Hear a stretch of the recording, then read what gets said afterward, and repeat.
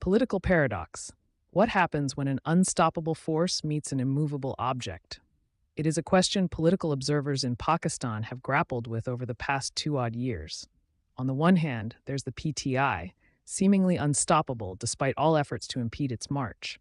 On the other, there is the establishment, unmoved despite the many challenges it has encountered. The stalemate created by these two actors' inability to reach a settlement has upended the country and destabilized the economy. It cannot hold forever, which is why recent remarks by PTI founder Imran Khan have aroused feverish speculation. Will they? Won't they? The concern is palpable, even though both sides still seem unwilling to compromise. The needle is stuck on May 9th, with one side demanding an unconditional apology and the other unwilling to give one without ifs and buts.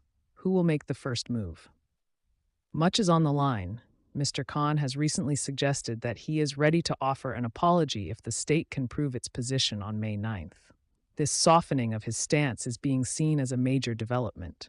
He insists, however, that the allegations against his party be investigated by an independent commission first.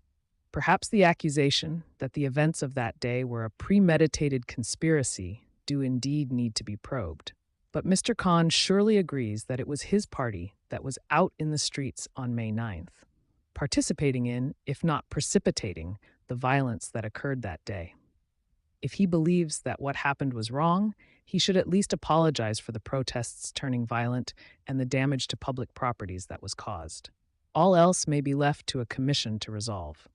At the same time, the security establishment, too, must relent, mainly because its insistence on treating the protests as terrorism and a conspiracy against the state is unlikely to yield positive outcomes or help the nation move forward.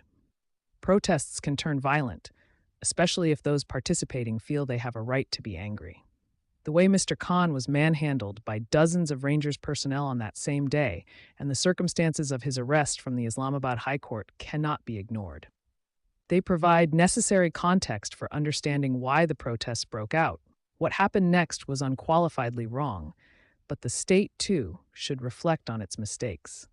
It must turn over all evidence to prosecutors and let those accused of May 9 related crimes be tried in ordinary courts. It would be within its rights to demand punishments in proportion to their crimes. The attention of Pakistan's leadership needs to be focused on policies, not events. The future of millions is at stake. For their sake, the nation must move on now. Published in Dawn, August 9th, 2024.